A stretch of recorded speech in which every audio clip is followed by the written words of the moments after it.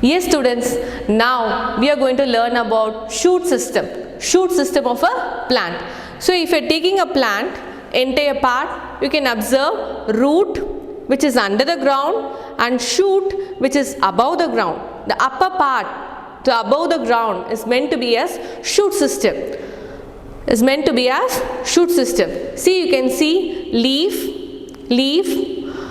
even flower, fruit, everything will be above the ground. Is it not? So we are going to study about that shoot system in detail. Okay. So now the stem is the main part of the shoot system. The stem is said to be as a main part of the shoot system. It's located above the ground. The part of the plant which is located above the ground is said to be as stem. Below the ground is said to be as root. Is it not? Yes. Now, so the stem bears, it has the branches, leaves, buds, flower and fruits. All these things will be in the upper part. Is it not, children? So, bears the branches, leaves, bud, flower and fruits. Therefore, it forms the backbone of the shoot system. Now, regarding the stem, it has mainly two parts. See, the portion where the leaf starts from the stem, that is meant to be here as node. The portion where the leaf starts here from the stem is said to be as nodes. And the in between space between two nodes is meant to be as internode. This part is meant to be as internode and this is node. This is also a node. Can you observe? You should know this. See, this portion where it starts from the stem is node and the in between portion between two nodes is said to be here as internode. Is that clear to all? Good. Okay, now, so the stem has two parts, node and internode. What is node? A point on the stem where a leaf, branch or bud arises. Where it starts to come, that position, that point is meant to be here as node. Okay, and about internode, portion between two nodes. The portion between two nodes, that is meant to be here as internodes. Clear? So, this is what the introduction about the shoot system.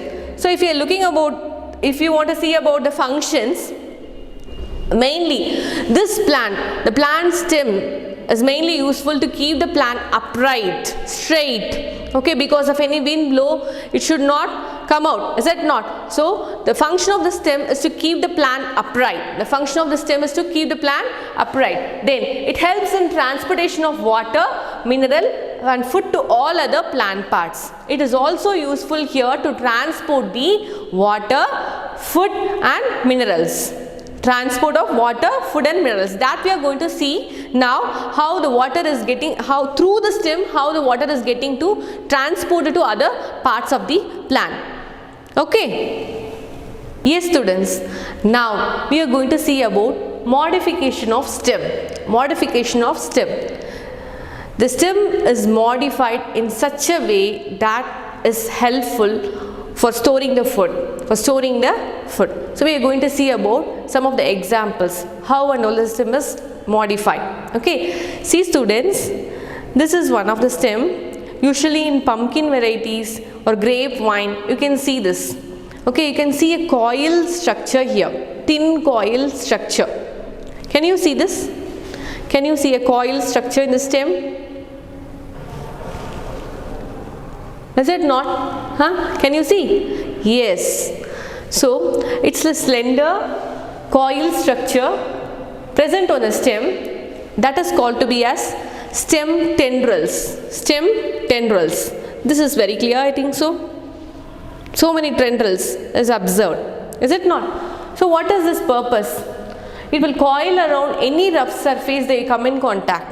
If nearby any tree, any big tree is there or any rough surface is there, it will just wrap over to that and that will be used by this plant to climb up.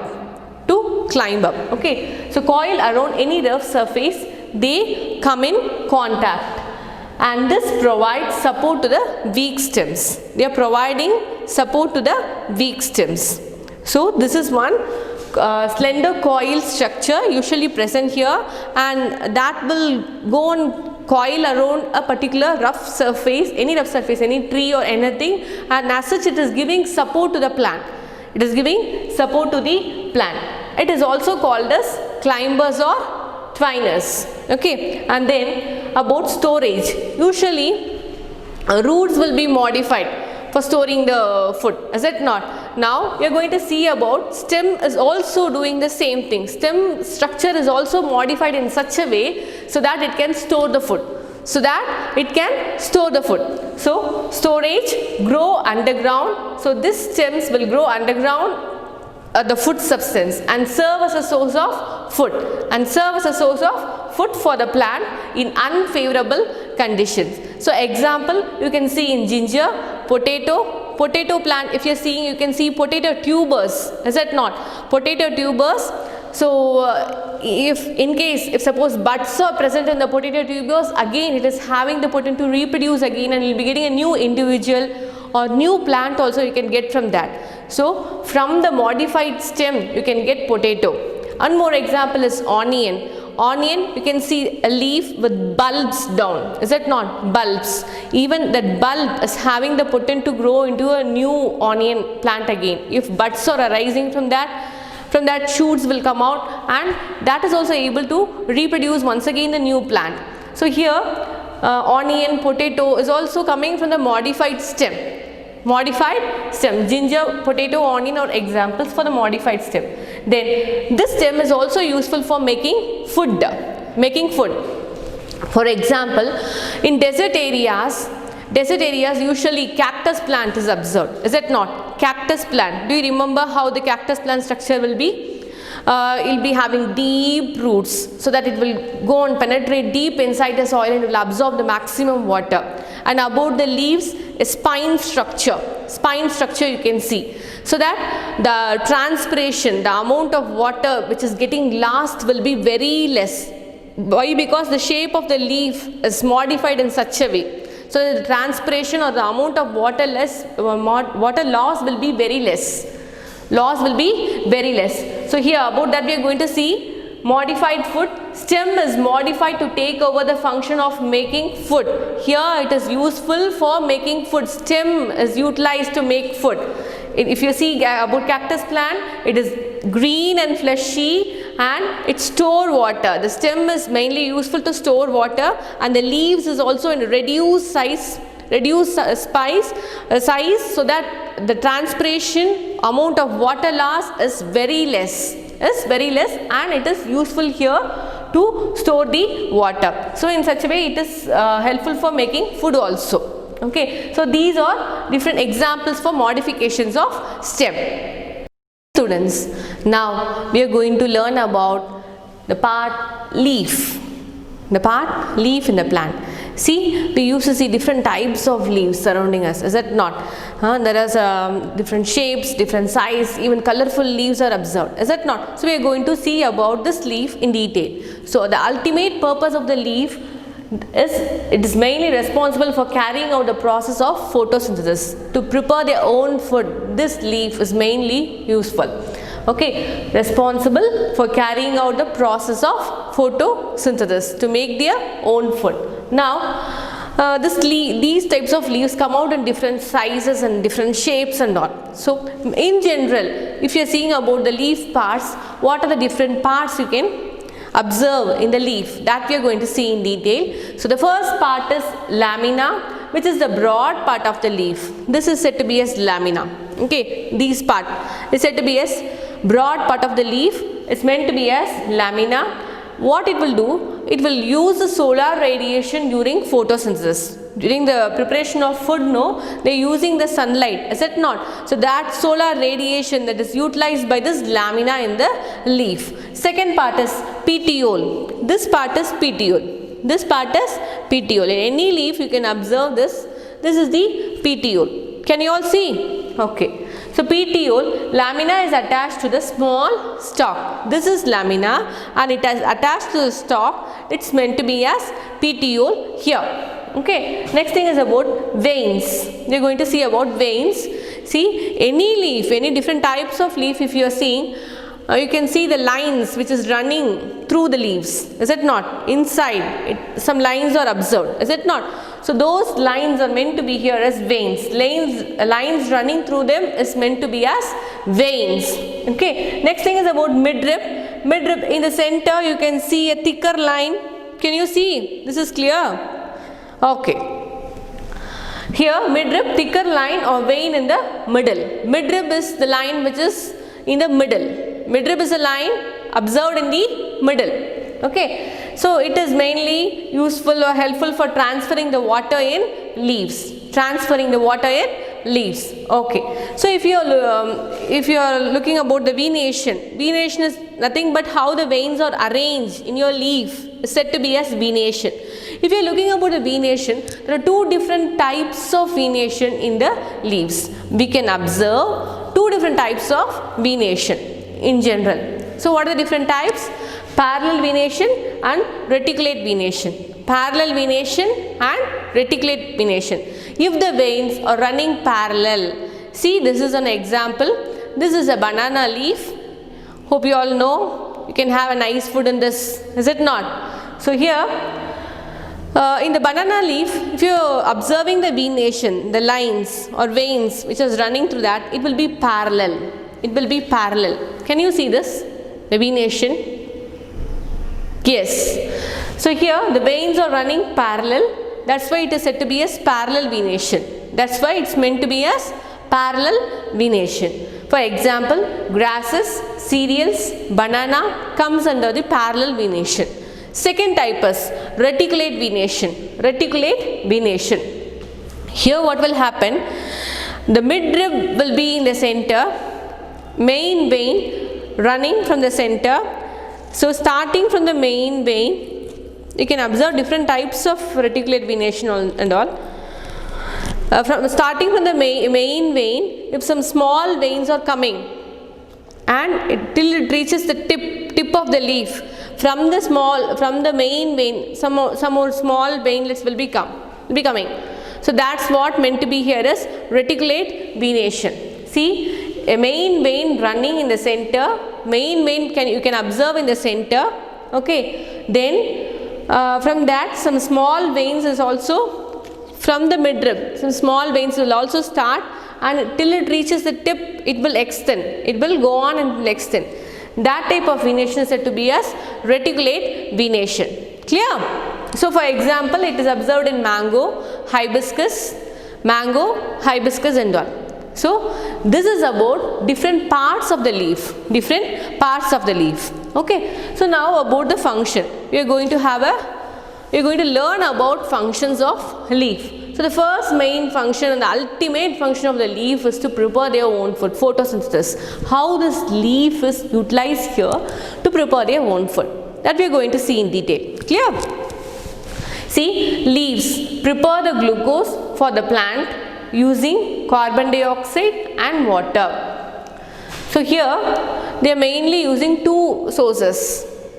One, carbon dioxide. From where they are taking carbon dioxide? From air. From air. They are getting carbon dioxide. And from soil, they are absorbing water, right? Roots are absorbing water, no? So that water is utilized here. From air, they are taking carbon dioxide, and from soil, they are taking water. Clear? So carbon dioxide and water they are taking for this reaction in the presence of sunlight. In the presence of sunlight, what is going on with these two things? The presence of sunlight and with the chlorophyll pigment. This chlorophyll pigment is present in the leaf. This chlorophyll pigment is present in the leaf. The green colored of the leaf is only because of the presence of the pigment, chlorophyll pigment. So in the presence of sunlight and chlorophyll, carbon dioxide and water will give you out glucose. Glucose is the plant food. Glucose is the plant food. Along with that, oxygen is also liberated. So you are getting glucose and oxygen from this photosynthesis reaction. So what is going on? Carbon dioxide plus water in the presence of sunlight and in the presence of chlorophyll pigment, you are getting glucose. Along with that, oxygen is also liberated. Now we are going to see step by step. Leaves prepare glucose for the plant. So the ultimate plant food what the leaf is preparing is glucose. Plant food what they are preparing is glucose. So how they are preparing? Using carbon dioxide and water. Using carbon dioxide and water. As I said, carbon dioxide is taken from air and water is taken from roots, soil. Okay, so one from air and other from soil they are taking. In the presence of, along with these two things, they are utilizing with the presence of sunlight. Sunlight is main thing here, sunlight and chlorophyll pigment which is directly absorbed in leaves itself. So from the leaf they are absorbing chlorophyll. The chlorophyll is utilized here in the presence of sunlight. Carbon dioxide and water is turned out to give you the plant food glucose, along with that oxygen is liberated. Is that clear to all? Are you all following? Can you understand? Okay. So second thing is, so this is what about photosynthesis. Okay. Now we are going to see about stomata. Stomata is nothing but a minute pores. Some minute pores. You cannot see through eyes, naked eyes. Some minute pores are present at the base of the leaf. At the base of the leaves. Minute pores are observed.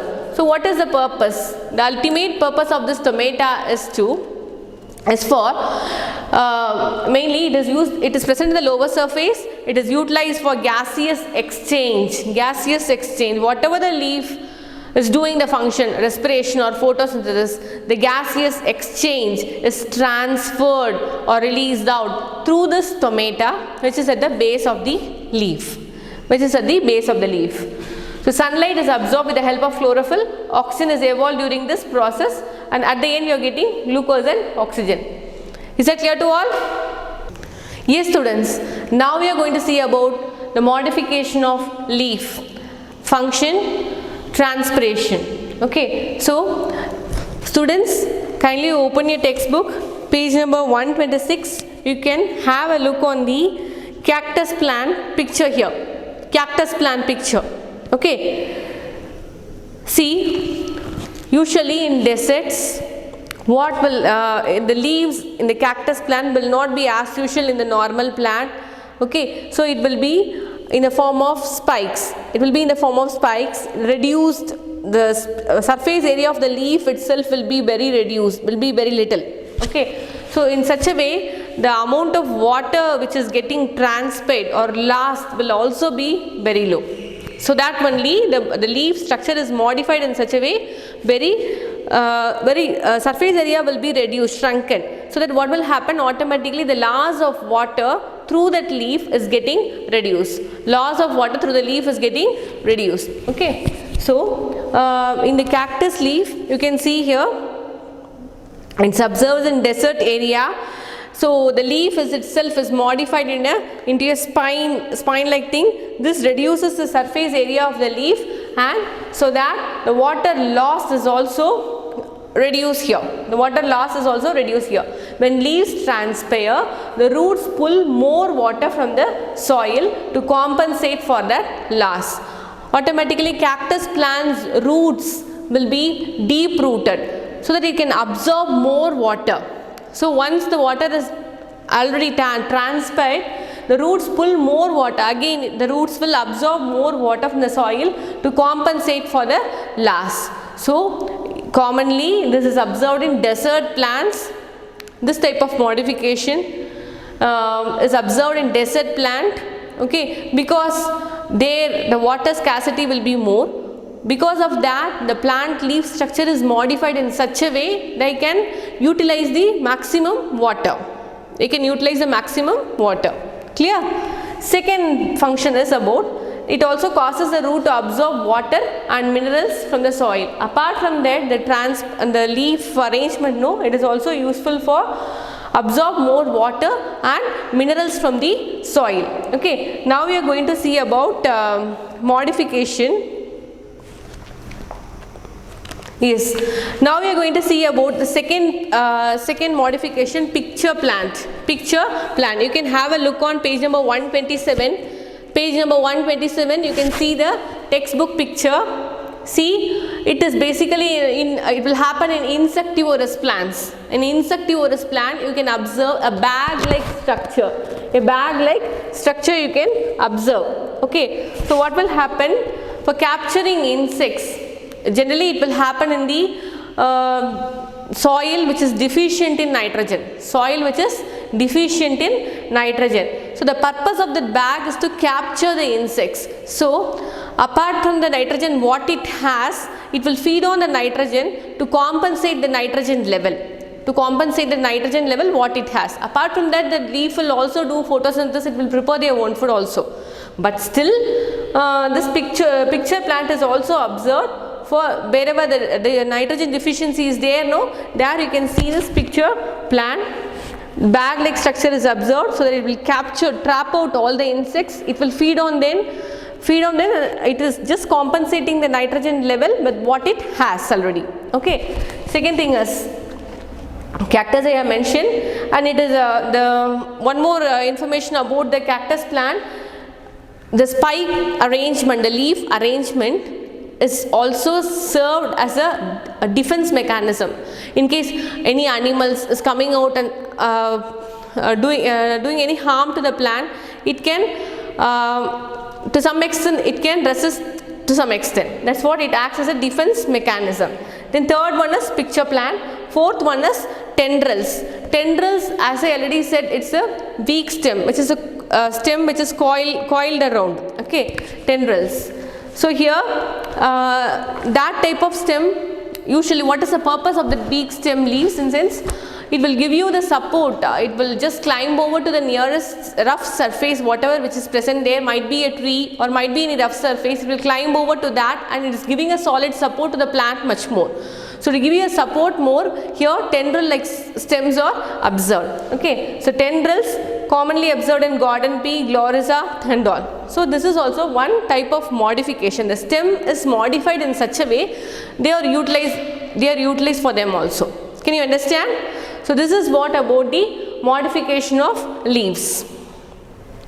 Yes students, now we are going to see about the structure of flower. Interesting part. Okay, so here flower, what do you know about flower? It is a reproductive part of the plant. Since it has all the reproductive organs, anther, stamens, pistil, since it has the male and female sex organ, it is meant to be as a reproductive part of the plant. Reproductive part of the plant. Okay, so if you are seeing that, usually flower rise from bud, is it not? You must be seeing bud. So from the bud you can see flowers, and from that fruits will be coming out. Fruits will be having some seeds which is having the potential to grow again the entire plant, is it not? So we are going to see about the structure of flower. You can see this diagrammatic representation. So here now this part, see here, this green colored part is meant to be here as sepal. The first hole, it has 4 holes. The first hole is sepal, which is green colored stalk. Green color, it protects the flower in bud. Usually the purpose of the stalk is to protect the flower in bud stage. Okay, so it's the outermost part, it's green in color, it protects the flower in bud stage. The second part is petals. Petals usually come in different colors. They are brightly colored, and they are modified leaf structure. So here you can see different types, different petal shapes, size, colors, everything will come. So here this is meant to be as a petal. Okay. Next part is about stamen. Stamen is the male sex organ. It has both filament and anther. See, this is anther, and this tube-like structure is meant to be as filament here. This tube-like structure is meant to be as filament. So it has filament and anther, and this anther is bilobed. It's bilobed. It will be like this. Okay. And it has the pollen grains within them. Within the anther, if you are taking out, it has the pollen grains. So This anther, it's bilobe structure, it's yellow colored along with the tube-like structure meant to be as filament. Filament and anther together is meant to be as a male sex organ. Okay, stamen. It's meant to be together as filament, stamen. Okay. The second, fourth one is the innermost part is as a flask shape. It seems to be as a flask shape. Okay. So this is the female sex organ, and this is pistil. All together meant to be as pistil. All together meant to be as pistil. Okay. So this pistil has three parts. Here, this is stigma. The uppermost part is stigma, and the tube-like structure is style. The tube-like structure is style, and the lower part is ovary, which is swollen structure. It's meant to be as ovary. And if you are bisecting or just making a cut over the ovary, you can observe some ovules inside. You can observe some ovules inside. Okay, so the stalk part, pedicle, it's the stalk of the flower. It's meant to be as the stalk of the flower.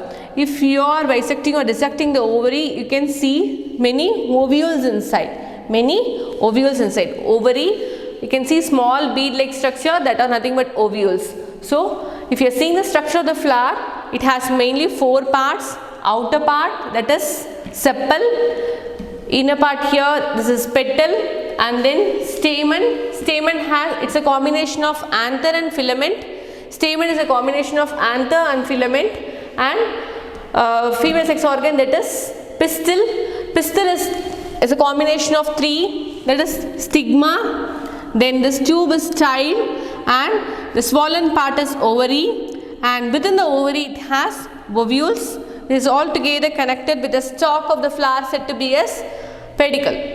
Is that clear? Students, now we are going to learn about the last part of the lesson, pollination. Last part of the lesson, pollination. What is this? It's nothing but transfer of pollen from anther to stigma. I have mentioned in the structure of the flower, anther. Do you remember? So in the anther, within the anther, pollen will be there. Pollen grains will be there. Okay. So this pollen grain from the anther, it is transferred to the stigma. Stigma, it is in the pedicle. Stigma, style, ovary. Do you remember? So from the anther to the stigma, when it is transferred, when the pollen is transferred, that process is meant to be as pollination. That process is said to be as pollination. So when the pollen reaches the stigma of same flower. Here I want to explain you about two things. Flower are of two types, bisexual and unisexual. Bisexual and unisexual. See here, if the flower has both male sex organ and female sex organ, mean to say anther, stamen and pistil in the same flower, it is said to be as bisexual. If the sex organ is present separately, it might have only stamen alone or pistil alone. There are some flowers like that also. That type of flowers is said to be as unisexual. So flowers are generally divided as bisexual and unisexual. Clear? If both are present, meant to be as bisexual. Either of one of the sex organ, it is present. If it is present, then it is meant to be as unisexual. Now, when the pollen reaches the stigma of the same flower, so if the pollen from the anther, it bursts out and comes out and it reaches the stigma of the same flower, it has happened, then that type of pollination is meant to be as self-pollination.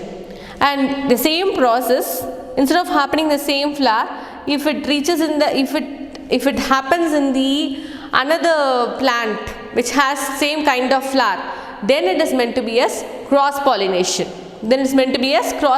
Listen, when the pollen reaches the stigma of a flower on another plant of same kind, it is known as cross-pollination.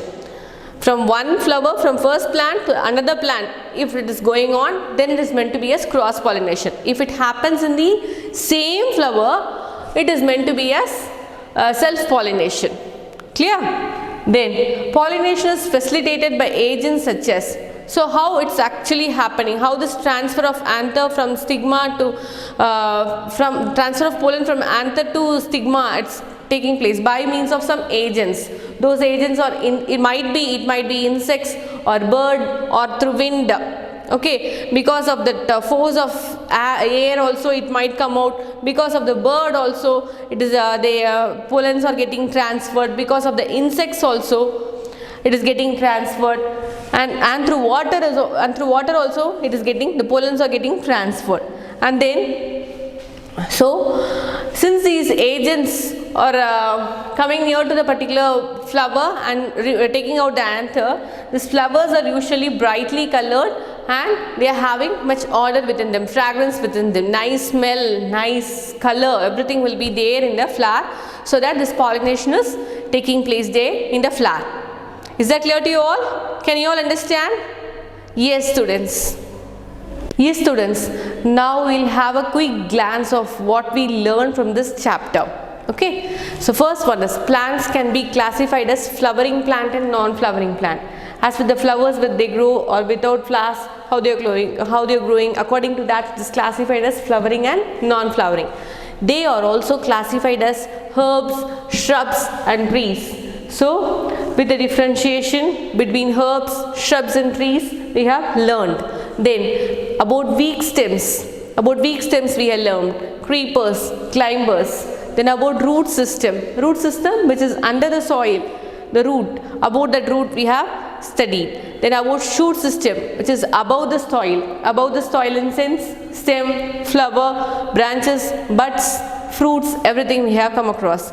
Then about root system, fibrous root system and taproot system. A tough base, fibrous root, taproot, a primary root, along with that small rootlets, lateral roots are also observed that we have come across in taproot system. Then function of the stem, it transport water and minerals from the root to various part of the plant, that also we have come across. Then about leaf part of the plant, that is it's having veins, midrib and all. It's having basically two types of venation, parallel venation and reticulate venation, where the veins are running parallel, is meant to be as parallel, and if it starts from the middle and it till the tip of the leaf, if it extends, then it's meant to be as reticulate venation. Then we have seen about the structure of the flower with four main parts. Is it not? Stamen, pistil, sepal, petal. Is it not? Next thing is about pollination, transfer of anther. Transfer of pollen from anther to stigma is meant to be as pollination. So it's done by using some agents, air, water, birds, insects. Is it not? So these are the things we have learned in this lesson, students. Okay.